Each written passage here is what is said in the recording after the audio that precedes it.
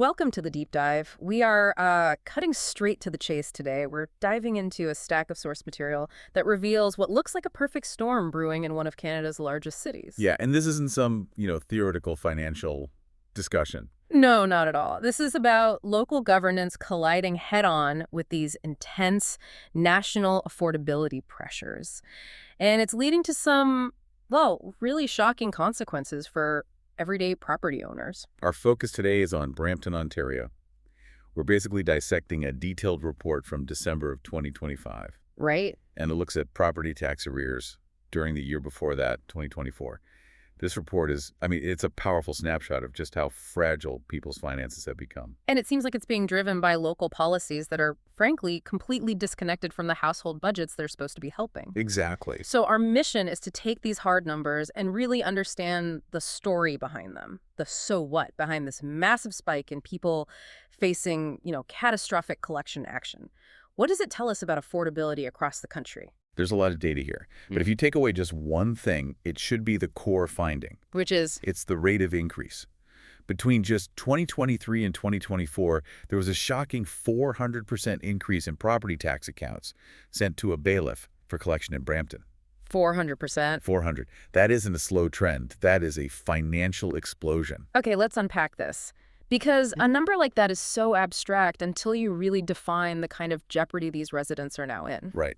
Let's quantify what that 400% actually means in, human terms. In 2023, you had 234 properties dealing with having their overdue tax accounts assigned to a bailiff. Okay, 234. 1 year later, in 2024, that number had ballooned to 1,170 properties. Wow. That jump is staggering. And we should probably make sure everyone understands what assigned to a bailiff even means. It sounds kind of clinical, but it's incredibly threatening. It's the financial equivalent of a red alert. Yeah. This isn't just a sternly worded second notice. No. This is the final legal action before forfeiture.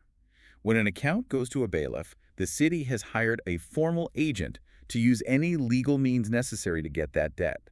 For the property owner, this is the very last stop before potentially losing their home or their business. It's the maximum threat level. Exactly. And the scope of this is just huge. The total value of unpaid taxes in 2024, it hit $151.2 million. This is a $40.5 million increase over the year before. So that's almost a 40% jump in the number of home and business owners who just couldn't make their payments on time. And the report synthesizes this by noting that a full 1/10 of the city's property owners are now struggling with their taxes. 1 in 10. What's fascinating here is it's not just the total dollar value, right? Municipalities always carry some level of arrears. It's that dramatic, unprecedented percentage jump in actual households facing the threat of collection. So it's not a revenue issue for the city so much as a crisis of solvency for individuals. A crisis of individual solvency, magnified across the whole community. Yeah. So, okay, we have this incredible result.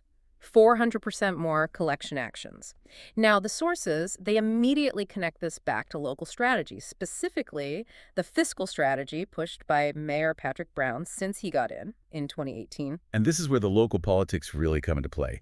His strategy was centered on freezing the municipal budget for his first 3 years in office. I remember that. And then moving toward forced budget cuts after that. The idea, politically, was to keep property taxes artificially low. But the report suggests this created a kind of financial hole by neglecting critical revenues. Exactly. Revenues that now have to be paid back by the very same residents who are already struggling. And this budget squeezing, it had immediate and pretty obvious consequences, right? Mostly for crucial infrastructure. Oh, absolutely. The sources detail a whole slate of projects that got delayed or just outright canceled. Like what? We're talking about the city's share of funding for the Peel Memorial Phase 2 expansion, which is desperately needed, the downtown LRT extension, the big Riverwalk flood mitigation project, and the downtown revitalization plan, which has been stalled for years. And these aren't just, nice-to-have items. These are essential services, future-proofing projects that were sacrificed for this tax freeze. And that same policy led to a string of failed, high-profile promises, things that were used as political talking points. The source material mentions the standalone cricket stadium, promised back in 2018, and 7 years later, still no money budgeted for it. And, of course, they failed attempt to build the city's own university, Brampton U. Right. We see the same pattern with environmental claims, too. The city was claiming it was leading the way in electrifying its bus fleet. But the report says that wasn't true. It was a false claim. No funding was allocated for electric buses, so the transit system had to keep using diesel. It just shows this systemic problem where the funded, actionable reality is way behind the political rhetoric. But here's the paradox that makes this all so much more complicated. Here's where it gets really interesting. Mhm. While they were squeezing the budget and delaying infrastructure, the source material notes that over $1.2 billion paid by taxpayers for approved projects was never even spent. That detail is just critical. I mean, if the administration was all about fiscal restraint, why was $1.2 billion just sitting idle? It makes you wonder. It suggests the city's problem isn't just a lack of revenue. It's about capacity, execution, maybe even political will. Well, taxpayers paid for those projects, for those improvements, Yeah. and the administration just failed to deliver on things that were already funded. You have to ask, if that money was sitting there approved and collected, why were residents constantly being told they couldn't afford things like the Peel Memorial expansion? It creates a tremendous crisis of credibility. I mean, residents are burdened by tax arrears, the infrastructure is crumbling, and yet billions meant for improvement are just sitting there. Yeah. It implies either massive administrative bottlenecks or, a political unwillingness to use the funds. And speaking of questionable use of funds, the sources outline how, even as this arrears crisis was building, controversial spending was continuing in other areas. Right, like using tax dollars to fund newsletter campaigns that the sources describe as being rife with misinformation. And at the same time, there were reports detailing approvals for, well, lavish global travel for the mayor, staff, and council members. All under the umbrella of economic development.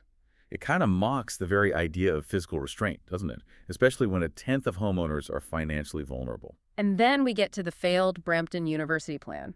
That project never even happened, but it still cost taxpayers $630,000. Money that was handed to friends of the mayor and a specific counselor.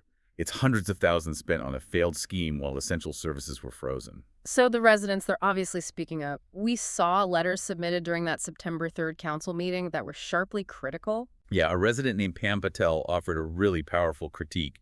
She pointed out that the spending seems to benefit niche groups like retirees or special interest blocks. And her point was that this focus ignores the needs of working families, young adults, renters. The people who are actually struggling daily with affordability, transit, housing. She was basically saying the city's priorities just don't align with the reality of people working overtime just to live there. And that criticism was amplified by another resident, Sanjay Patel. He focused on a specific $77 million investment. For a new facility, right, for the automated speed enforcement program. Exactly, the ASE program, the speed cameras. So why is $77 million for a facility to manage speed cameras so controversial? Because it's seen as prioritizing this massive, expensive, revenue-generating bureaucracy.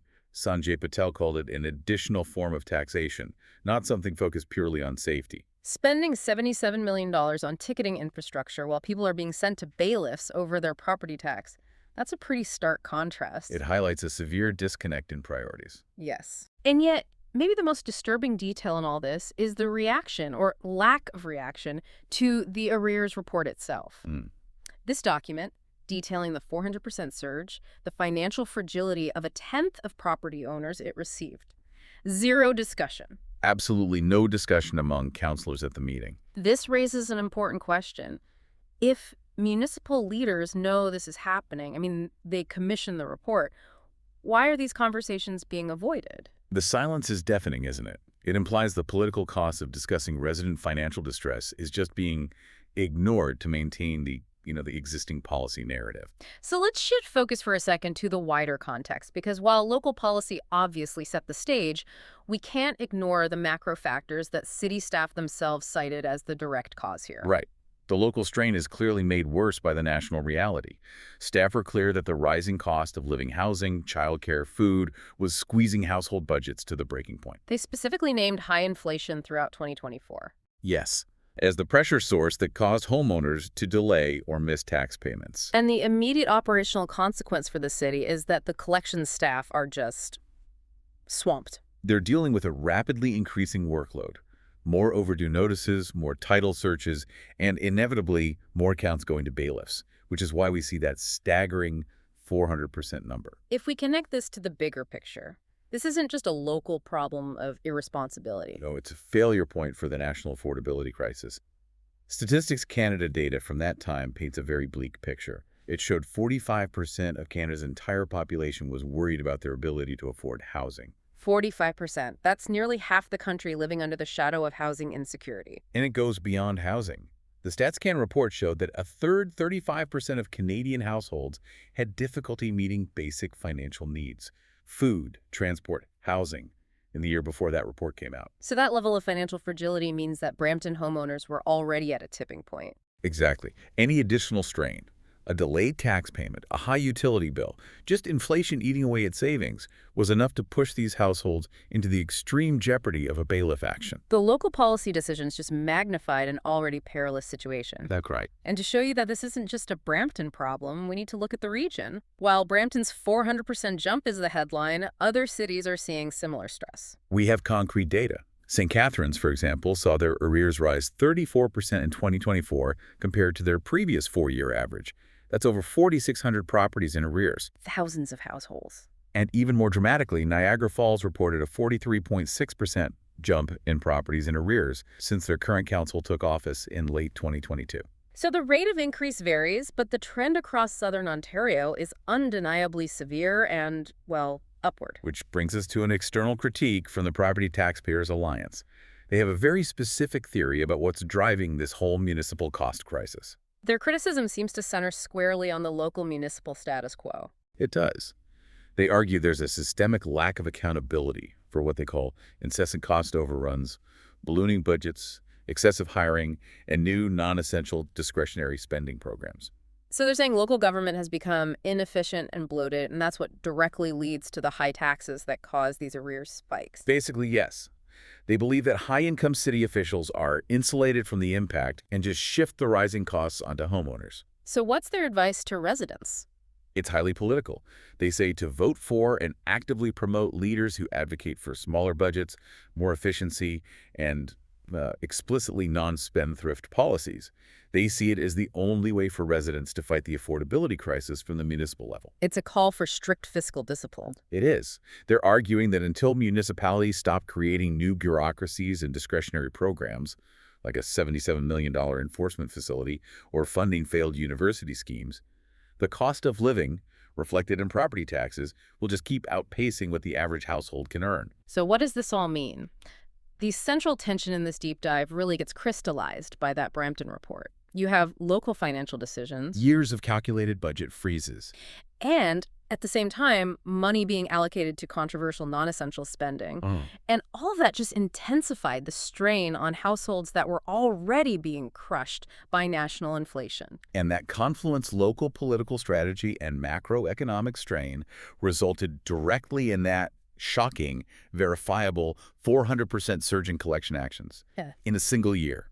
So the final takeaway for you, the listener, has to be recognizing that municipal governance is not some separate sphere from your own personal balance sheet. Not at all. Every local budgeting decision, whether it's funding a global travel campaign or failing to spend $1.2 billion on approved projects, has direct and sometimes drastic impacts on your financial security. It forces us to see local politics as a matter of personal survival. And it leaves us with a final thought. Given these regional trends and the national crisis, if more and more cities see their tax collection workloads increasing this dramatically, how long can local governments keep kicking major infrastructure projects down the road before essential services like transit or flood mitigation or hospital resources finally reach a breaking point? That's something for you to mull over as you scrutinize where your local government decides to spend your money.